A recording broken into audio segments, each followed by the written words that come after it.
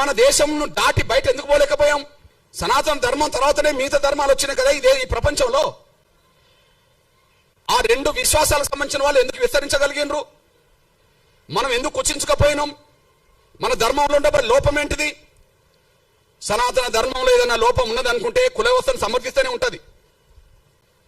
హిందూ ధర్మంలో ఏదైనా లోపం ఉన్నదంటే కుల వ్యవస్థను సమర్థిస్తున్నట్టుగానే ఉంటుంది. కుల వ్యవస్థను సమర్థిస్తే అందులో లోపం ఉన్నట్టే. అది హిందూ ధర్మం అయినా సనాతన ధర్మం అయినా.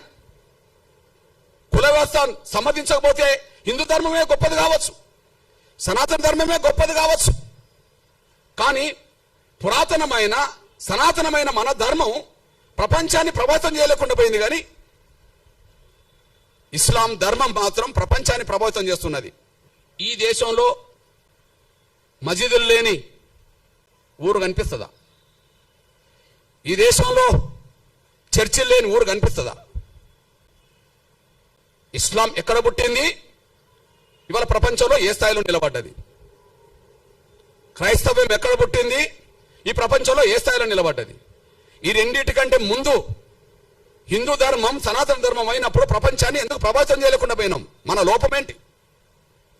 అఖండ భారత్ లేదు, స్వాతంత్రం కంటే ముందున్న భారత్ కూడా లేదు.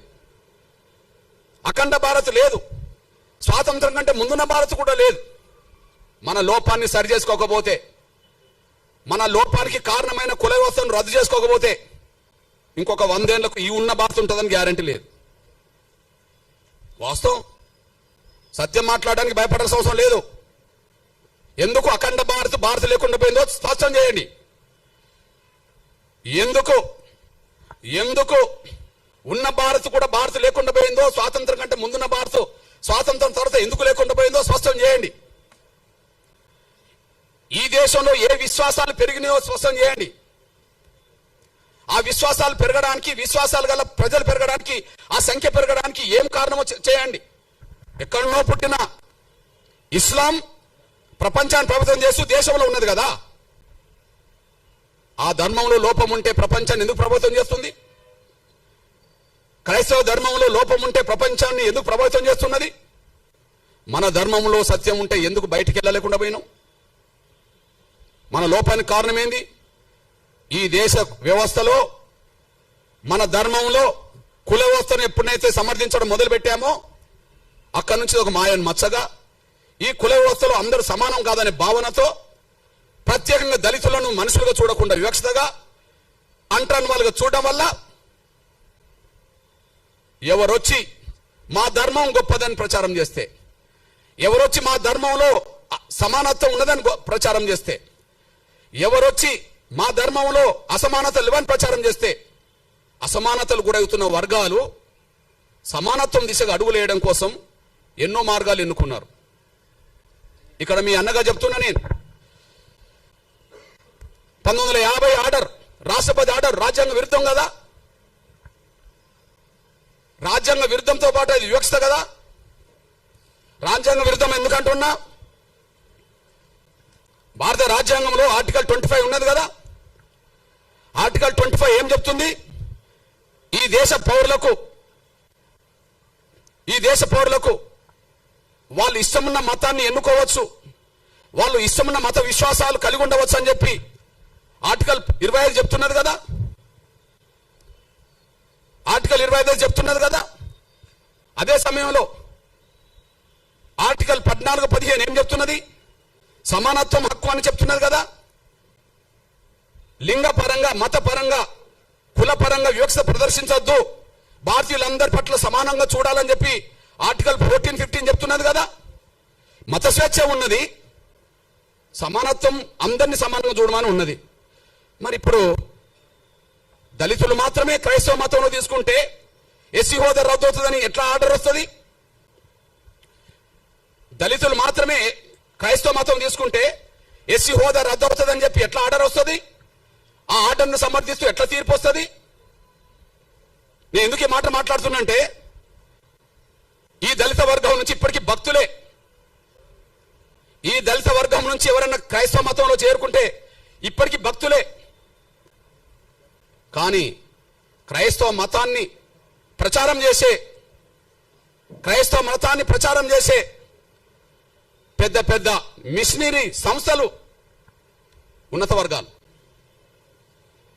పెద్ద పెద్ద మిషనరీ సంస్థలు ఉన్నత వర్గాలు.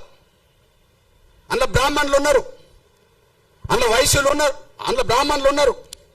ఇక్కడ తెలుగు నేల మీద కమ్మ వాళ్ళు ఉన్నారు, రెడ్లు ఉన్నారు, కాపులు ఉన్నారు, అందరూ ఉన్నారు. ఇక్కడ కుట్ర జరిగింది. ఆర్డర్ కంటే ముందు కుట్ర జరిగింది. ఈ 1950లో వచ్చిన ఆర్డర్ రాజ్యాంగ విరుద్ధము. ఆర్డర్ వివక్షతో కూడిన ఆర్డర్. అది ఆ వివక్షతో కూడిన ఆర్డర్ రావడానికి కారణం ఏంది? అప్పుడు ఇప్పుడు మత బోధకులు అగ్రకులాలే నా ఆరోపణ. అప్పుడు 100 ఏళ్ల క్రితం చరిత్ర, ఈనాటి చరిత్ర. 100 ఏళ్ల క్రితం చరిత్ర, ఈనాటి చరిత్ర. దళితులను మతం మార్చుకుంటే వాళ్ళ ఎస్సీ హోదా ఇయ్యాలన్నా వద్దా అని చర్చ జరిగినప్పుడు, వాళ్ళ ఎస్సీ హోదా ఇయ్యాలన్నా వద్దా అని చర్చ జరిగినప్పుడు, ఈ దేశంలో మేము అందరూ సమానమే, ఈ దేశంలో మేము అందరం సమానమే, మాకు ఎలాంటి ఎస్సీ హోదా వద్దు, మాకు రిజర్వేషన్లు వద్దు అని చెప్పి రాజ్యాంగ సభలో చర్చల్లో పాల్గొన్నది ఈ దేశ క్రైస్తవుల తరపున ఒక దళితుడు లేడు. దళితులు క్రైస్తవులుగా భక్తులుగా మిగిలిపోయినరు. కానీ క్రైస్తవ ప్రచారం చేసింది, క్రైస్తవ మతం సమానత్వంతో కూడుకున్నదని ప్రచారం చేసింది ఎవరన్నా ఉంటే, దేశంలో పేరు గల్ల వాళ్ళు ఎవరన్నా ఉంటే అప్పుడు ఇప్పుడు అగ్రకులాలే. వాళ్ళు మారవచ్చునా? వాళ్ళు మారమని చెప్పవచ్చునా? వాళ్లకు ఈ ఆర్టికల్ ఏదైతే ఈ రాష్ట్రపతి ఇచ్చిన 1950 ఆర్డర్ అయితే వాళ్ళకు వర్తించదా? కుట్ర జరిగింది. రాజ్యాంగం రాయడానికంటే ముందు రాజ్యాంగ సభ చర్చల్లో మైనార్టీల హోదా, అనగారిన వర్గాలకు సంబంధించిన వాళ్ళ మతపరమైన హోదా ఎట్లా ఉండాలని చర్చ జరిగినప్పుడు ఆ చర్చల్లో ఈ దేశ క్రైస్తవ ప్రతినిధులుగా 4 పాల్గొన్నారు. ఈ దేశ క్రైస్తవ ప్రతినిధులుగా 4 పాల్గొన్నారు. ఈ 4లో ఈ కమిటీకి చైర్మనే మీ దృష్టికి తీసుకొస్తున్నా. అల్పసంఖ్యాక వర్గాల సబ్ కమిటీ, అడ్వైజరీ కమిటీ. అంటే రాజ్యాంగంలో అల్పసంఖ్యాక వర్గాలకు, దళితులకు, పేద వర్గాలకు ఎలాంటి ఉండాలని చెప్పినప్పుడు అంటే అంబేద్కర్ కూడా ఉంటాడు. కానీ దీనికి చైర్మన్ ఎవరు? హెచ్సి ముఖర్జీ, పశ్చిమ బెంగాల్. ఆయన ఎవరు? బ్రాహ్మణ్. ఎవరి తరఫున పాల్గొన్నాడు? ఈ దేశ భారతీయ క్రైస్తవుల తరఫున పాల్గొన్నాడు. ఈ దేశ భారతీయ క్రైస్తవుల తరఫున పాల్గొన్నాడు. ఎవరు ఆయన? బ్రాహ్మణ్. ఓకే. ఇంకొక ఆయన ఫాదర్ జెరోమ్ డిసోజా, ఈయన పాల్గొన్నాడు. ఈయన అగ్రకుల వ్యక్తే. ఇంకొక ఆయన రాజకుమారి అమృత్ కౌర్, ఈమె రాజకుటుంబంలో పుట్టింది. అట్లనే పీకే సాల్వే, ఈయన కూడా అగ్రకులస్తుడే. వీళ్ళు 4 ఈ దేశ క్రైస్తవులకు ఏం రావాలి అనే కాడ మాట్లాడినరు. మాకు రిజర్వేషన్లు వద్దన్నారు. అంటే ఈ దేశ దళిత క్రైస్తవులకు అన్యాయం జరుగుతున్నది, వాళ్ళకు న్యాయం జరగాలని మాట్లాడుతున్నప్పుడు మాలో సమానత్వం ఉన్నది, మాకు ఎలాంటి విభేదాలు లేవు, మాకు రిజర్వేషన్ వద్దు, మాకు ఎస్సీ హోదా వద్దని చెప్పి అగ్రకులస్తులు చెప్పారు కదా. అంటే మీరు ఇప్పుడు చెప్పండి, అంటే హిందూ దళితుల తరపున అంబేద్కర్ పాల్గొన్నాడు, ఎదుగుతూనే పాల్గొన్నాడుగా. హిందూ దళితుల తరపున ఇందులో ఇదే కమిటీలో జగ్జీవన్ కూడా పాల్గొన్నాడు. హిందూ దళితుల తరపునే కదా. ఈ కమిటీలో ఉంటాడు అంబేద్కర్ ఉంటాడు, జగ్జీవన్ రామ్ ఉంటాడు. కానీ హిందూ దళితుల తరపున వాళ్ళు మాట్లాడతారు. క్రైస్తవ తరపున మాట్లాడలేదా అంబేద్కర్ అంటే మాట్లాడిన చరిత్ర నేను చెప్తా.